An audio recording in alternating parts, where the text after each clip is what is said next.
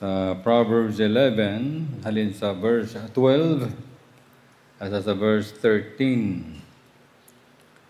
He that is void of wisdom despiseth his neighbor, but a man of understanding holdeth his peace. A talebearer revealeth secrets, but he that is of a faithful spirit cancelleth the matter. Mga mga Ginoo, salamat gid sa nga tion kay gitaga mo kami kagayunan nga maka-meditate sa imong pulong. Subo nga sugo nimo Ginoo nga magbasa kami sini kag mag-meditate day and night agod nga maaplikar sa amon kabuhi ang imong mga palatukuran. Kabay nga matuna namo ini nga mga pulong nimo karon nga maaplikar sa amon kabuhi. Sa ngalan ni Jesus, among maluwas. Amen. Kita niyo ang pulong sa verse 12. A man of understanding holdeth his peace. Ang tao nga may paghangop, naghipos sa traditional nga wedding, kasal, kinapamangkot nato na. Ano galing daw talaga sana lang, no? Pag kinapamangkot na, if any man who knew of any valid reason why these couples, the wedding of these couples should not be pursued, you may now stand and speak, or forever hold your peace. Ginkuha na sa Bible, sa Proverbs 11:12, hold your peace. Kung sa aton pa, kung ikaw kapungkoda sa kasal, kag may ginkasal dira sa ito nga, nagmamangkot ng pastor da, o kung ministro, o kung sino man, kay balo ang isa ka rason nga valid, nga hindi nga kasal, hindi dapat padayon nun, di ikaw may nabalaan ka, may isang ka, ang lalaki na daw, may asawa man ato sa Mount Apo. Magsiling sa pangunaon na mo, matindog kayo mo, kag magpamalawin, hindi anay. Balaan ko, may asawa na siya. So, ano matabo sa imo, you embarrass yourself. No? Ginipakahuyan mo kagulingon mo. Bisa may nabalaan ka pa. O bisa maambal ka. Para sa tuging kasal natin dito sa General Santos City, 24 Capares. Ang kasal na ko, mass wedding. May, kita na ito, ito may napalpak, no? Kaya ang local civil or city register's office, among nag-isikaso sa papilis. Pero may kasal man ko nga 5 man kapares, 5 pairs. Isa kasimbahan dito sa General Santos City. Sa uli, pamangkot kong pastor, tapos na sinikote, okay man itong kasal, na-accept na nito, ilang kaging kasal, sila may mga edad na. May dito, isang asawa niya, 45 years old, ang lalaki, 54 years old. Sila niya, itong kasal na ito, pastor ito, 54 ang lalaki, 45 ang babae, nag-bounce ang ilang papilis. Huwag mabaton dito sa City Registrar's Office. Kaya nakita nga ang asawa, nga 45 years old, kaagi na kasal. Wala ma-annul, wala ma-pana sa kasal niya, sa Bacolod. Singutin ang ginimo. Yung pagkahuyan mo sila, niya, wala. Yung balang ko nga, kamo lang to submit. Mayo guro kamo lang to submit sa local civil registrar's office. Para nga sila niya, kung sila ay kabalo to nga, kasado, balik ka, ka na hambal. Sila yung maway, let ako labot. Because you embarrass yourself, that's why it says in the Bible there are some things that you have to hold your peace. May mga butang sa aton kabuhi, may mga butang sa ministry, may mga butang sa aton nga relasyon, nga dapat, let us hold our peace. Punggan taba-bata, di tayo maghambal. Mahipos kita. Nga man, because when you hold your peace, you demonstrate that you are, number one, a man of wisdom. May kaalam ka nga tao kung kabalo ka maghipos. Sinimulan nila na ang ano kayo na,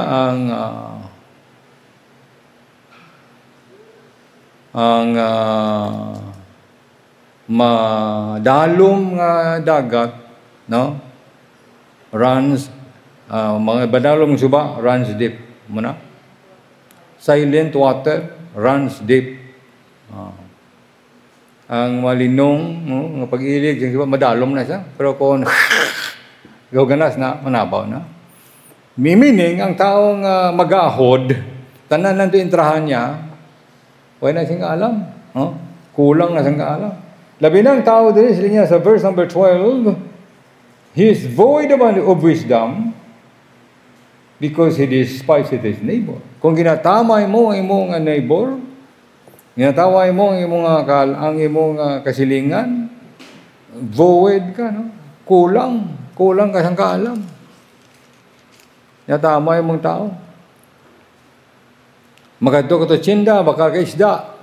Pagpuli mo sa balay, kilo mo luwat ang isda ang makalin mo to. Balik ka to, reklamo. You are void of wisdom. Kagi ko sina, Merkulis nga, adlawan, hingagaw ko bakal isda dito, abot dire, tapos prayer meeting. Nugalutuon ko, kapag intuos, lubok ng isda. Ginalag to balik. Sa babaeng dako da, ang gabigya sa mga isda sa bato. Siling ko, siling ko, ang imong isda, bakal ko pala ginagawa rin, kidali-dali ko. Ariho, ko, baho maning. Ay, sorry. Ginisla niya man. Ginisla niya. Hindi ka mahal na ang isda. Ang pamatasan ko kay Sam na, no? Nga magahod ka, sabi na sa pagpasipala sa mga neighbor, you're a man of void of wisdom. Gina-despise mo. Gina-look down mo with disrespect ang isa katao. You know why? Because wisdom come from fearing the Lord. Businon way kasing kahadlok sa Ginoo. Kung sa aton pa, way ka sa kahadlok sa Diyos because ang kahadlok ngayara sa tagipuson ng tao, why kaya gilayon nag-pronounce judgment sa mga neighbor? Because the Bible says, judge no man before the time. Kaya ang time na napaabot nato na is the judgment seat of Jesus Christ. Hindi ka sige reklamo, hindi ka sige kumod, hindi ka sige entertain sa mga pagpakalain ng tao sa parehas man yung mga tao. Pagpakalain sa isa ka worker, sa parehas man yung worker. Ngayon, imbes nga fellowship, gossip ang guwan niya. Siling himlang sa lahat, alam mo ng mga tao who are void of understanding. They do not hold their peace. May mga butang ang gusto kay hambal. May mga butang gusto may explicar. But you just have to shut your mouth. Because you are a man of understanding. Kasunod na sa Romans chapter 14, verse 10.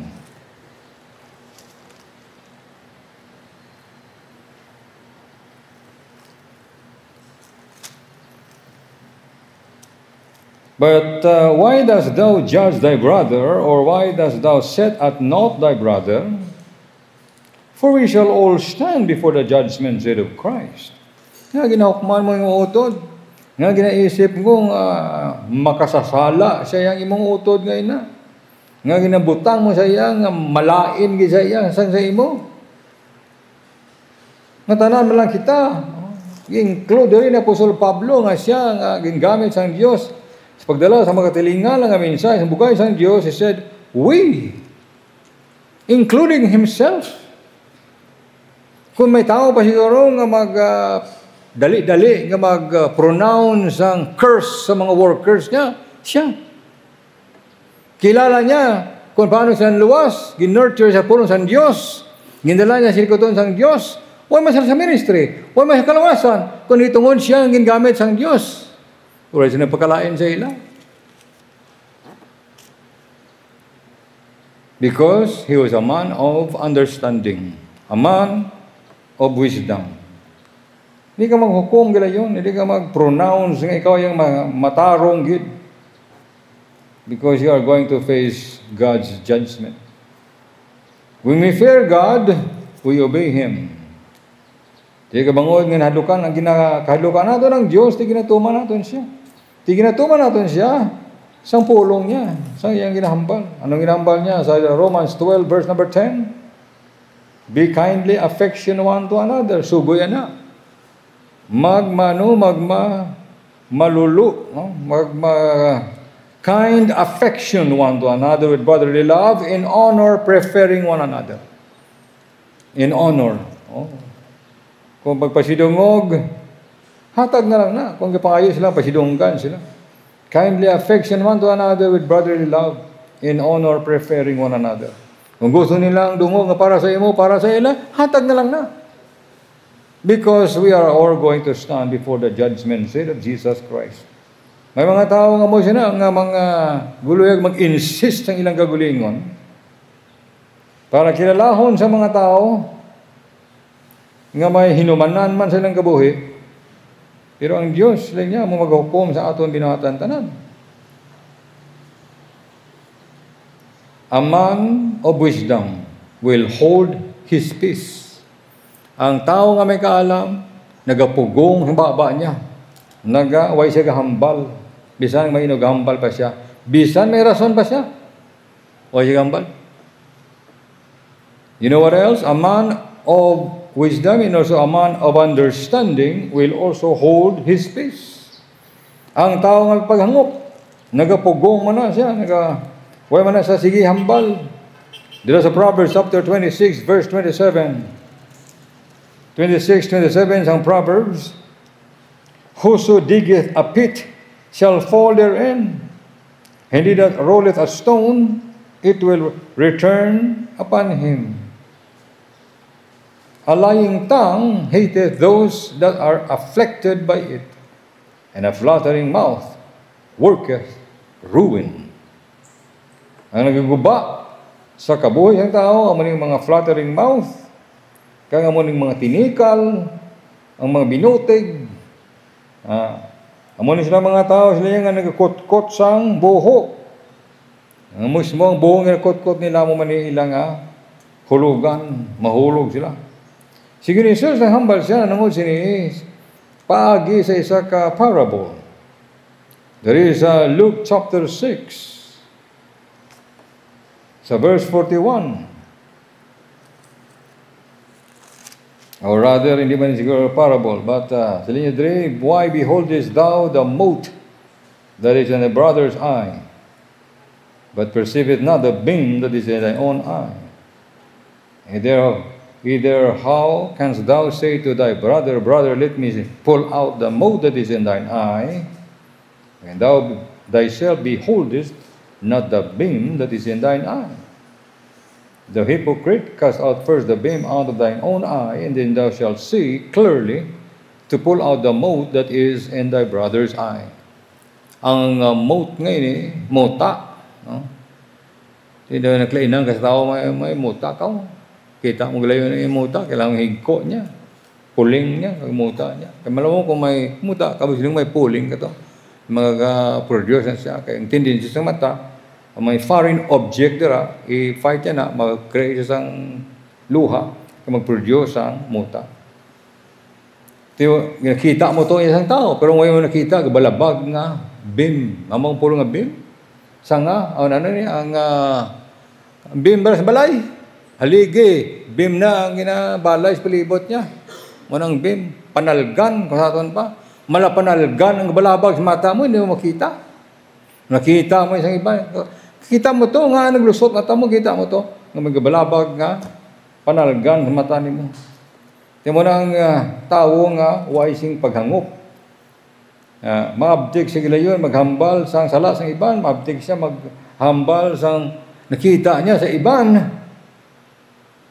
But a man of understanding will hold his peace. Nagapugong gina sa iyang babaw, sa iyang gilayon, pronoun sa mga malain nga halambalanon. Balik kita sa Proverbs chapter 10. A man of wisdom will hold his peace, or, will demonstrate by holding his peace. Kung ang tao maalam siya.